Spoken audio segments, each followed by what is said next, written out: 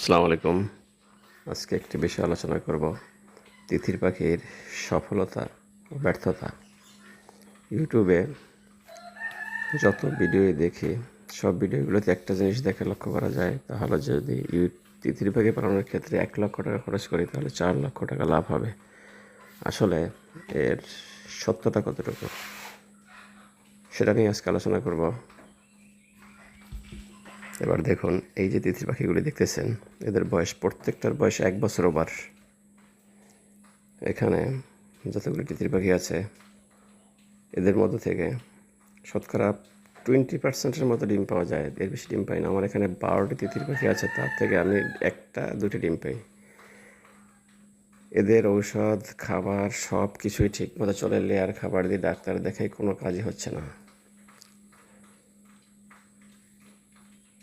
কি সমস্যা এদের, কোনো ডাক্তারে বলতে পারে না, বা আমরাও ধরতে পারি না। এদেরকে ক্যালসিয়াম, ভিটামিন, মাল্টিভিটামিন, এসএল, যত ঔষধের নাম শুনেছি আমি, সব ঔষধের শিডিউল মোতাবেক এদেরকে খাওয়াইছি, কিন্তু কোনো কাজ হয়নি। আসলে এটা আমার সব ব্যর্থতা, না তিতির পাখির ধরনই এটা, তা আমি সঠিক বুঝতে পারতেছি না। আর এই ভিডিওটা শেয়ার করার উদ্দেশ্য হলো, আপনারা যদি কেউ তিতির পাখি পালন করতে চান, তাহলে আমার মতো এরকম করবেন না। কারণ আমি 2 বছর ধরে এদের পিছনে অনেক টাকাই খরচ করেছি, শেষ পর্যন্ত কোনো লাভ হয়নি। তো এখন প্রতিদিন হয়তো 1টা ডিম পাই, বা কোনো দিন 2টা ডিম পাই, কিন্তু ওরা তার চেয়ে অনেক বেশি খানা খেয়ে ফেলায়। তো পরিশ্রম তো আছে এদের পিছনে। তাই চাইতেছি এগুলি সপ্তাহখানেকের ভিতরে আমি বিক্রি করে দেব। যদি আপনাদের কারো লাগে, তাহলে আমার সাথে যোগাযোগ করতে পারেন।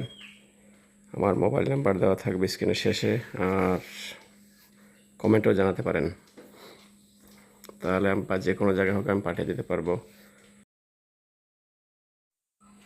আরেকটি কথা বলি, যে আসলে তিতির পাখির একটা গুণ আছে, তিতির পাখির মাংসটা খেতে কিন্তু খুব মজাদার। যা কিছু খাবেন আপনি, মুরগি খান, হাঁস খান, গরু খান, খাসি খান, তার চেয়ে তিতির পাখির মাংসটা 1 নম্বর।